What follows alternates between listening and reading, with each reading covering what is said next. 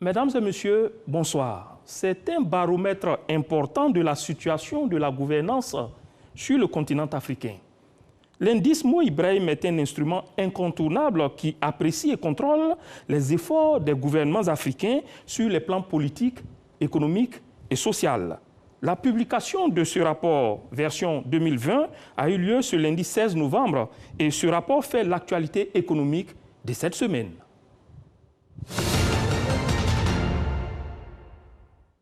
Quel a été l'état de la gouvernance sur le continent africain en 2019? C'est à cette question que répond le rapport de l'indice Mo Ibrahim 2020. En 10 ans, pour la première fois, cet indicateur enregistre un recul. Dans cette grisaille, la Côte d'Ivoire tire son épingle du jeu. Suivons ce commentaire de Mahama Traoré. La moyenne de l'état de la gouvernance en Afrique est passée de 49 points en 2018 à 48,8 en 2019 selon l'indice Ibrahim. Une faible régression de 0,2 points, mais significative. C'est la première baisse que connaît la courbe d'évolution de la gouvernance en Afrique depuis 2010 selon la Fondation Mo Ibrahim. Une baisse due au recul des performances en termes de sécurité, de démocratie et d'état de droit dans les pays africains. Le rapport 2020 de l'indice Ibrahim de la gouvernance en Afrique révèle que dans la catégorie participation démocratique, 29 nations sur les 54 figurent dans la zone rouge. Quant aux critères sécurité et état de droit, 22 pays sont dans une phase critique. Cet état des lieux ne concerne que l'année 2019, donc antérieure à la pandémie de la Covid-19. La Fondation Mo Ibrahim redoute alors une détérioration de la situation l'an prochain, compte tenu de l'impact de la crise sanitaire. L'Afrique est à l'épreuve. Les fragilités de gouvernance mises en exergue par l'IIAG 2020 sont exacerbées par la Covid-19, qui menace en outre les progrès réalisés dans les domaines économiques et humains. L'insatisfaction et la méfiance des citoyens à l'égard de la gouvernance publique s'aggravent un peu partout. Entre 2010 et 2019, seuls 8 pays africains ont réussi à progresser dans les 4 catégories retenues. La Côte d'Ivoire en fait partie avec des points supplémentaires engrangés sur la période dans chaque catégorie retenue. 8 points pour la sécurité et état de droit, 11 pour les fondements et opportunités économiques, 12 pour le développement humain et 3 points dans la participation au processus démocratique. Tous ces progrès ont permis au pays de se hisser au 18e rang africain de l'indice Ibrahim de la gouvernance en 2020, soit un bond qualitatif de 15 places dans le classement général durant ces 10 dernières années. Voilà. Et pour faire le tour de l'indice Ibrahim de la gouvernance, je suis en compagnie de 2 éminents économistes sur ce plateau. Le premier, le professeur Ngaladjou Bamba, il est conseiller spécial du ministre de l'économie et des finances. Il est enseignant-chercheur au Centre ivoirien de recherche économique et sociale CIRES. Bonsoir, professeur. Bonsoir, Adam. En face du professeur Bamba, le second, le professeur Akabrou. Bonsoir, professeur. Il est enseignant. Il est professeur donc à l'université Félix Houphouët-Boigny de Cocody. Bonsoir. Bonsoir. Professeur Brou, quelles sont les composantes de cet indice que mesure-t-il exactement? En fait, l'indice Mo Ibrahim mesure l'accès des citoyens aux services publics. Et donc, ces services publics sont classés en 4 grandes catégories.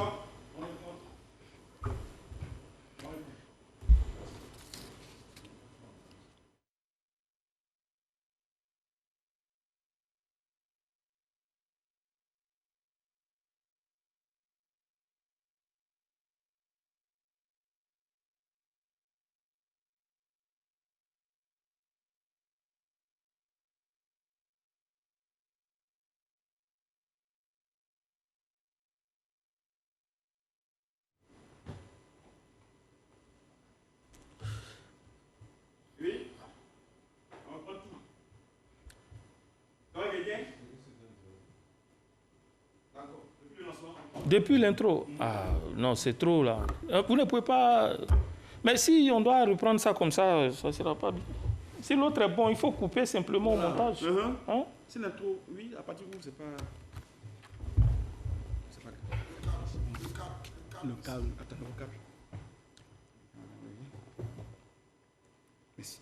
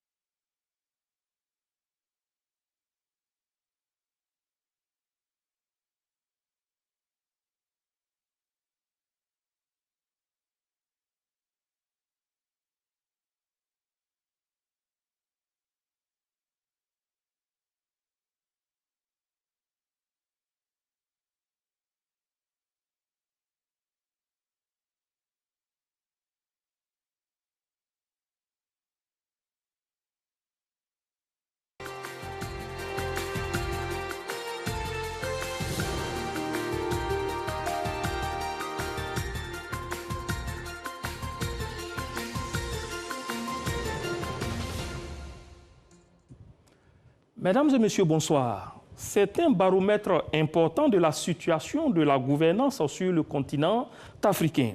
L'indice Ibrahim de la gouvernance est un instrument incontournable qui apprécie et contrôle les efforts des gouvernements africains sur les plans politiques, économiques et social. La publication de cet indice pour l'année 2020 a eu lieu le lundi 16 novembre dernier et ce rapport fait l'actualité économique de cette semaine.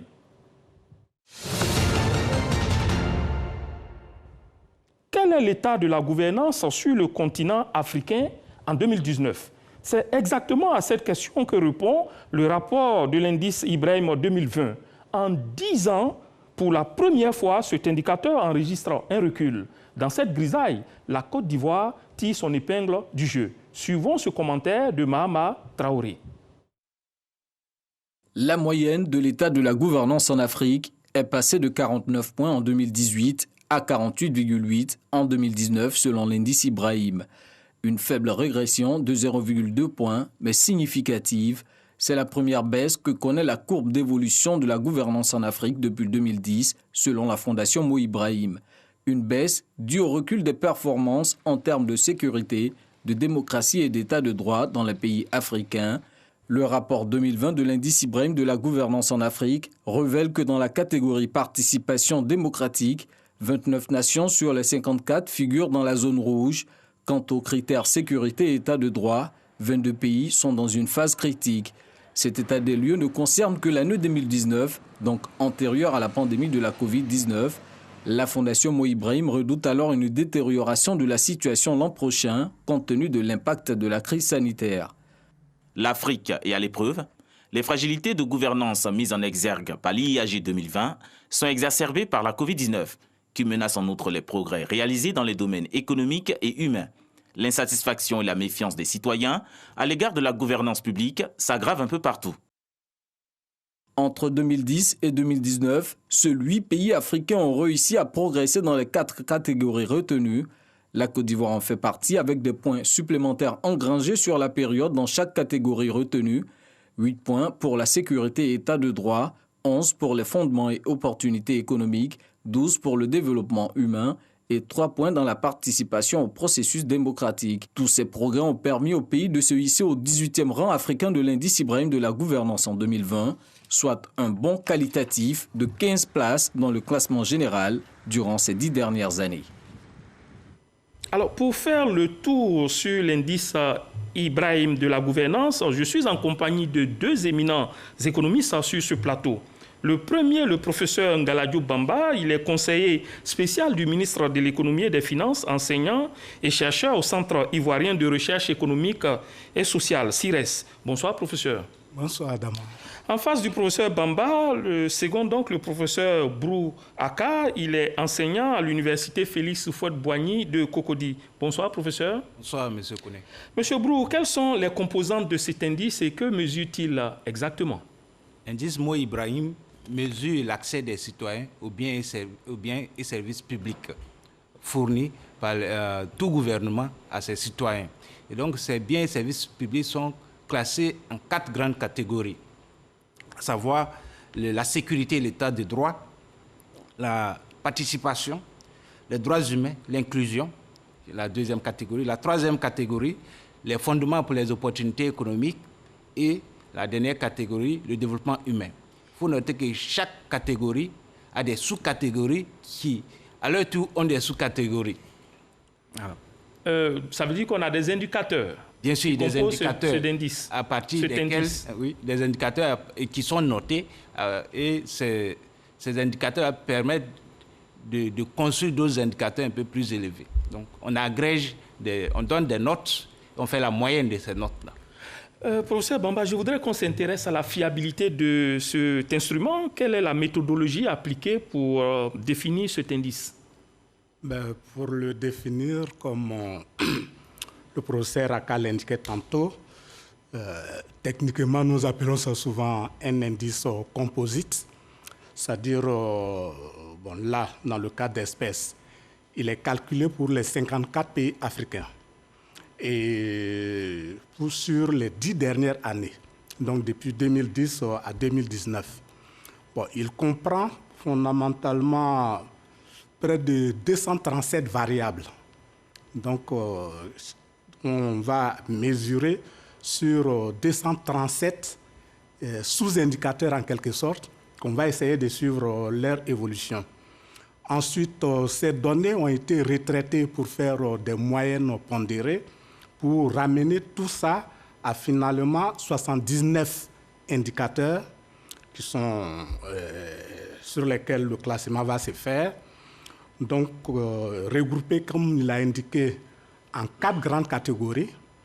Et chacune de ces catégories-là comprend des sous-catégories, de telle sorte qu'on a au total 16 sous-grandes catégories. Donc, finalement, en le calculant pour les 54 pays, plus les communautés économiques régionales regroupées en 5 régions, on se retrouve au total avec près de plus de 200 000 chiffres qui le composent. Alors, techniquement, la Fondation Mo Ibrahim s'est fait aider par l'Université de Harvard, qui l'a aidé à retenir en quelque sorte tous les éléments qui vont rentrer dans le calcul de cet indicateur-là. D'accord. Et ce sont des éléments qui ont trait essentiellement à la question de la gouvernance. Donc, la sécurité, les droits de l'homme, la santé, l'éducation, etc., ces différents éléments-là. Est-ce qu'il est assez pertinent? Est-ce qu'il est suffisamment représentatif des valeurs qu'il veut exprimer? Bon, c'est comme tout indicateur. Hein. Aujourd'hui, au moins, on a pour l'Afrique quelque chose qui a été conçu par une réflexion menée au niveau de l'Afrique et qui a retenu cet indicateur-là. Il y a bien d'autres indicateurs qui existent avec lesquels on essaie de juger l'efficacité des politiques dans les différents pays. On a par exemple l'indice de développement humain qui existe, l'IDH. On a également d'autres indices utilisés par la Banque mondiale pour voir si le cadre des affaires est bon. Ça va être l'indice Doing Business. Celui-là également existe. Il a ses défauts, il a aussi ses qualités, dans la mesure où, contrairement à un arbitraire qu'on prendrait pour comparer deux pays, là, on a des éléments factuels sur lesquels on va reposer pour essayer de faire les comparaisons entre les pays et puis le même pays pour voir un peu comment il a évolué dans le temps.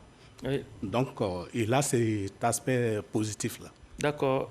Le professeur a souligné l'indice de développement humain qui se mue aujourd'hui en indice de capital humain. Et on a le Doing Business. Quelle est la particularité de cet indice, Ibrahim, de la gouvernance, je vais dire, entre guillemets, à la saveur africaine? Bon, c'est un indice un peu plus vaste qui intègre certains aspects de l'indice Doing Business, de l'indice de notation financière. Cet indice de Mo Ibrahim comprend plusieurs éléments et on peut retrouver certains aspects de Doing Business dans l'indice de Mo Ibrahim. Par exemple, l'environnement des affaires, ça se retrouve dedans. Donc, il y a beaucoup d'aspects de deux indices d'IDH et de Doing Business ou des éléments de la notation financière qui se retrouvent. Professeur Brou, est-ce qu'il est important de définir cet indice-là propre à l'Afrique pour évaluer les 54 pays africains? Bien sûr. Il n'y a pas d'indicateur parfait, mais cet indicateur, plutôt cet indice, a le mérite d'être un peu plus vaste et il intègre beaucoup d'aspects de l'économie. Ça prend en compte l'environnement, ça prend en compte la sécurité, ça prend en compte l'économie et les aspects financiers. Donc, c'est un indice un peu plus vaste. Professeur Bamba, quelle est l'importance de l'indice Ibrahim de la gouvernance? À quoi sert-il exactement, finalement? Il sert d'une part pour chaque pays à pouvoir se regarder et voir s'il a fait des progrès globalement sur la gouvernance économique. Bon, à travers ces indicateurs-là, vous remarquez par exemple ceux qui performent bien au niveau du Doing Business. Là également, sur le volet fondement, comment dirais-je, le fondement économique, là également, ils vont performer de façon intéressante. Donc, c'est un indice qui est important, qui a permis au moins de voir, par exemple, que sur les 10 dernières années, les pays africains étaient dans une dynamique positive. Bon, bien entendu, comme on l'a vu tout à l'heure dans l'introduction, cette année... il y a eu un recul, on va y revenir. Il y a eu un recul spécifiquement... Mais ce n'est pas que sur les 10 années, c'est un train. L'indice est évalué aussi d'une année à l'autre. Hein? L'indice est évalué d'une année à une autre.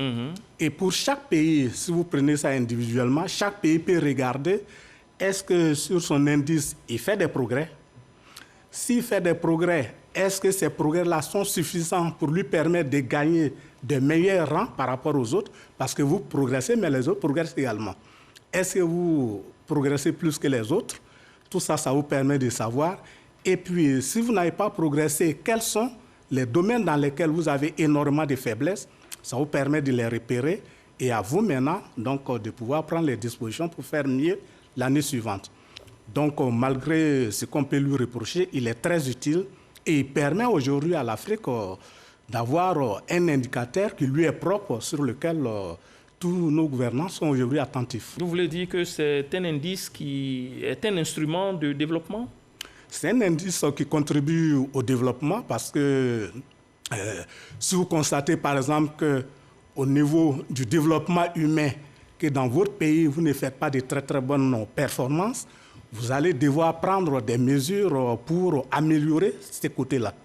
Donc, ça va permettre de progresser. Si au niveau de la gouvernance politique, etc., vous sentez que vous faites du surplace ou que même vous reculez, là également, ça va pousser les dirigeants à faire des progrès sur ces domaines. La question du genre, etc., etc. Donc, vraiment, c'est un indice que j'estime très important. Professeur Brou, je voudrais qu'on établisse si il existe ce rapport entre le développement et la bonne gouvernance. Quelle est la corrélation, finalement? C'est qu'il y a un rapport et une corrélation positive. Si un pays est bien géré en termes de gouvernance, c'est en investissant dans le capital humain, mais ce sont les hommes qui vont créer la richesse. Si en Côte d'Ivoire, les Ivoiriens sont bien éduqués, bien formés, du fait des politiques menées par le gouvernement, mais ces Ivoiriens vont participer à la création de la richesse.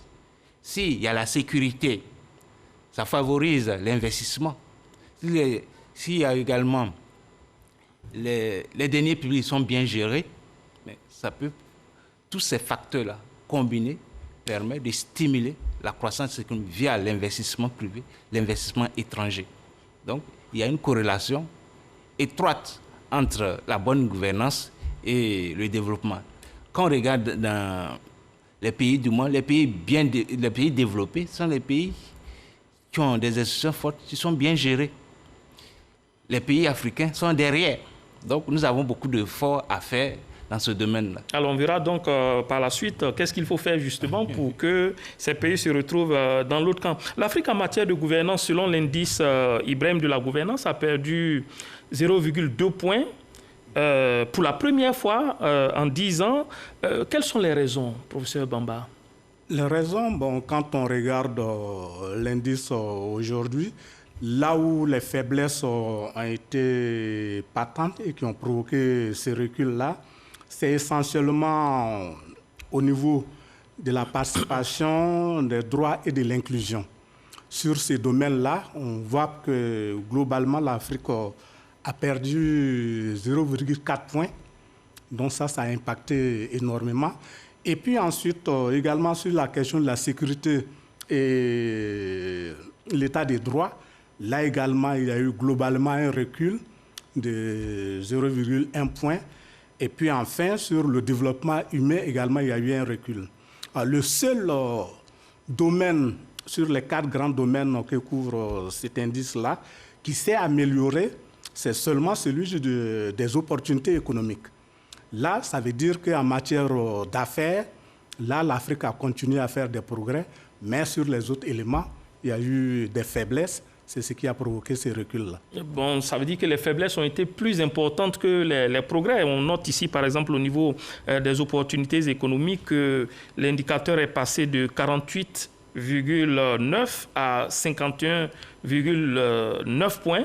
Il y a eu une relance, il y a eu un progrès, il y a eu une augmentation. De l'autre côté, la sécurité, l'état de droit et les droits de l'homme, on est passé de, par exemple, 50,2 à 49,5 et de l'autre côté de 48,9 à 46,2. Ça veut dire qu'il y a eu plus de recul que d'avancée.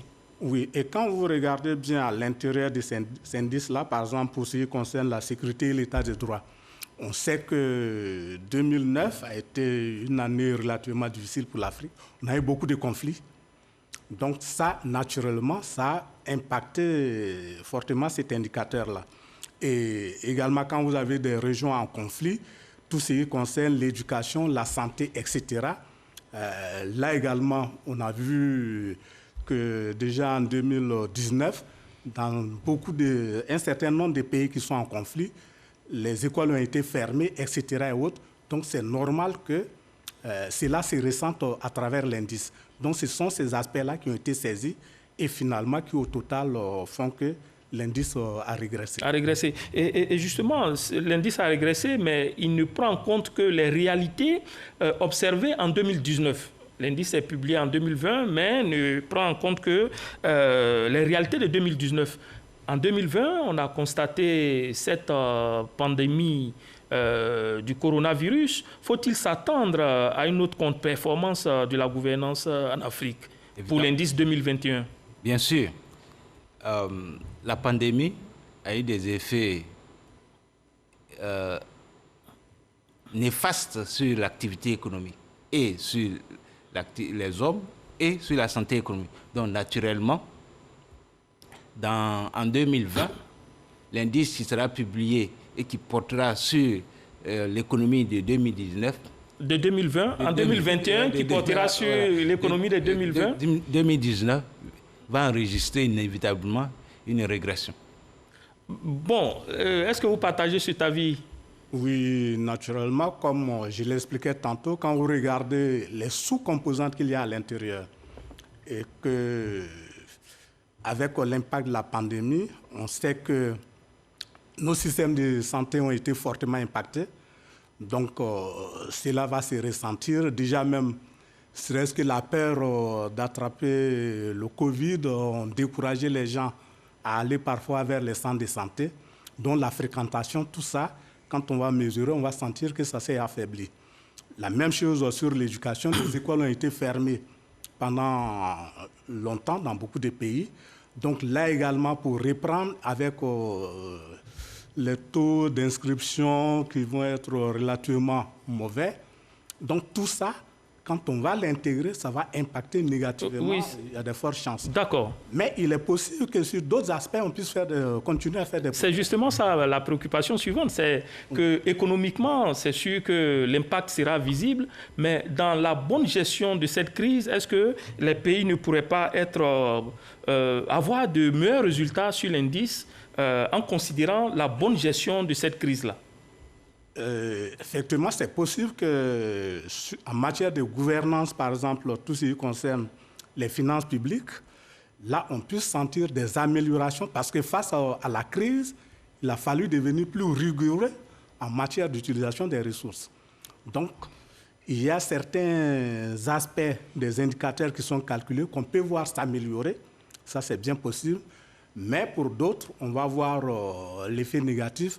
Alors, en faisant la moyenne globale, bon, c'est là qu'on verra est-ce que là où on a progressé arrive à supplanter, oui, là où on aura régressé. Voilà, d'accord. Une question à vous deux. Face à ce recul de la gouvernance, la Fondation Mo Ibrahim suggère un nouveau modèle économique. Quelles peuvent en être les bases, Monsieur Brou? Bon, la plupart des économies africaines sont des économies extraverties. Ils dépendent de l'extérieur. Donc, on doit désormais penser à développer des infrastructures, à développer des industries pour que de moins en moins, on dépende de l'extérieur, puisque notre économie est tirée par les exportations. Donc, si on arrive à développer le moteur interne, la consommation, l'investissement privé, peut-être s'il y a un choc extérieur, on peut s'appuyer sur la demande intérieure pour avancer. Professeur? Oui, effectivement, on pense avec le Covid qui est en train de, en tout cas, faire changer le modèle économique global, parce qu'effectivement, les chaînes internationales de production ont été fortement perturbées dès que la pandémie a été déclenchée. Et on s'est rendu compte que, bon, il faut les réorganiser autrement. C'est vrai, pour des questions de compétitivité, disait-on, bon, on avait par exemple la Chine qui était devenue l'usine du monde, qui produisait tout, et les autres n'étaient plus que des importateurs. Mais on s'est rendu compte qu'il faut arriver à produire sur place un certain nombre de biens fondamentaux pour ne pas être totalement dépendant des autres. Sinon, ça peut créer des perturbations. Donc, tous ces changements-là, je crois que tous nos dirigeants en ont pris conscience. Donc, il faut une véritable restructuration des économies, une transformation structurelle pour s'orienter beaucoup plus vers les productions locales et faire comme c'était la conception originale. Les pays ne doivent exporter que le surplus.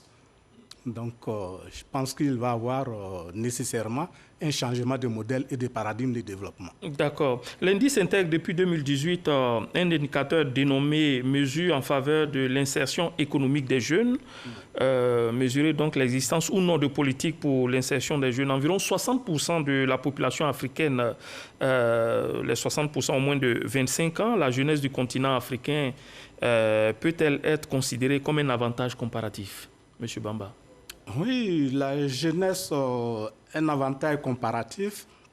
Bon, je crois que vous m'avez même déjà fait une fois l'honneur de me recevoir ici pour présenter un ouvrage que nous avions produit à l'époque et qui s'intitulait « La jeunesse en Afrique de l'Ouest, un potentiel pour construire ».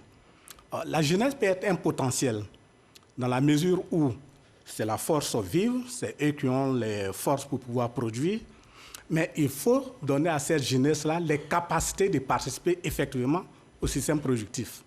Donc, arriver à créer suffisamment d'emplois, les pousser à être de plus en plus des auto-entrepreneurs, dans ce cas, c'est un avantage comparatif pour nos pays parce que, également, c'est eux qui vont exprimer la plus grande demande des biens. Donc, là, c'est une bonne chose. Mais si on n'a pas préparé cette jeunesse à pouvoir jouer ce rôle-là, ça peut être, d'un autre côté, plutôt un danger.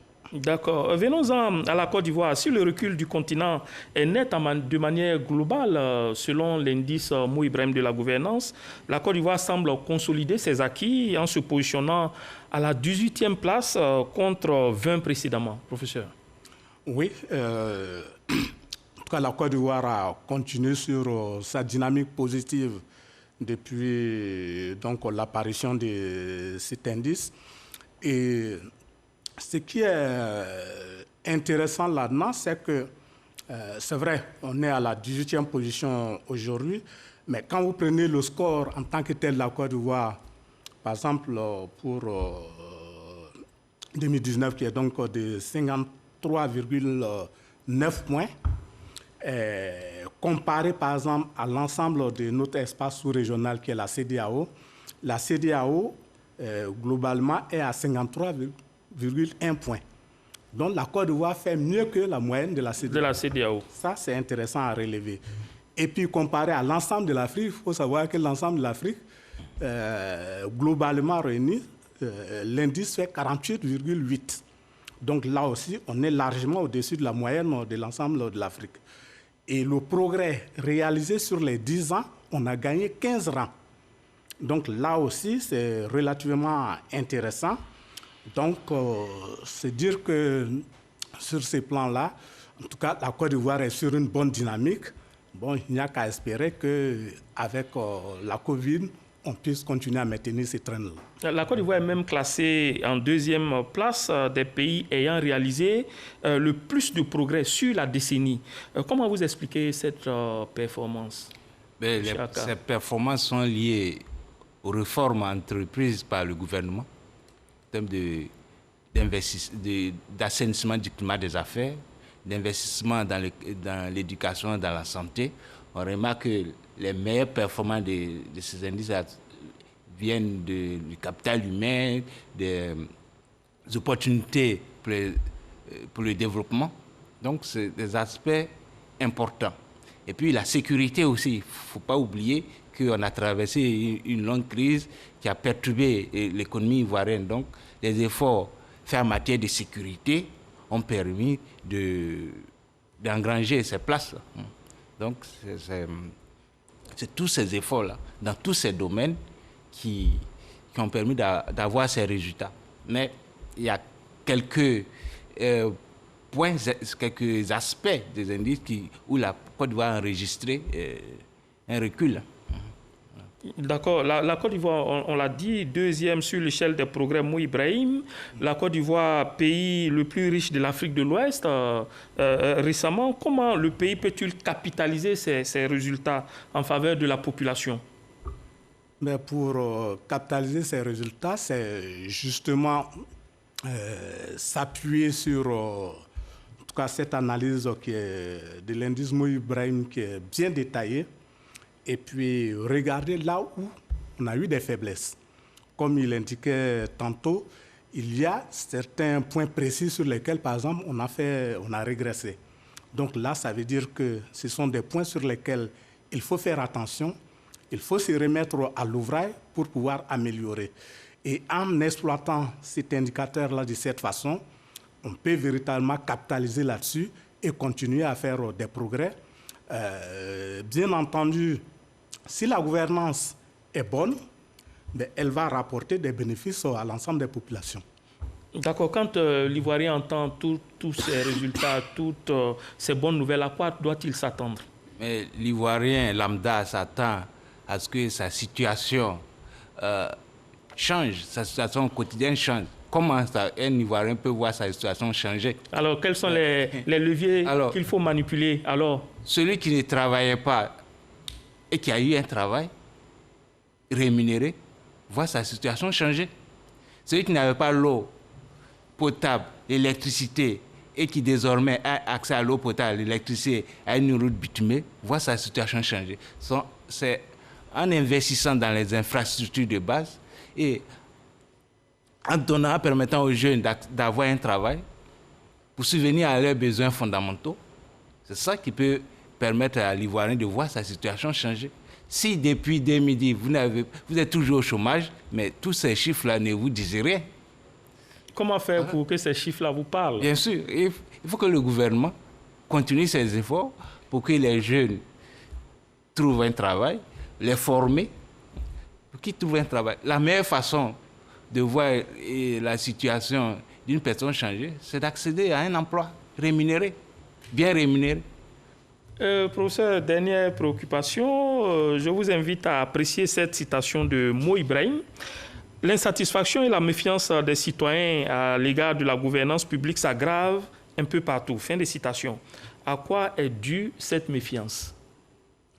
La méfiance, elle est essentiellement due au fait que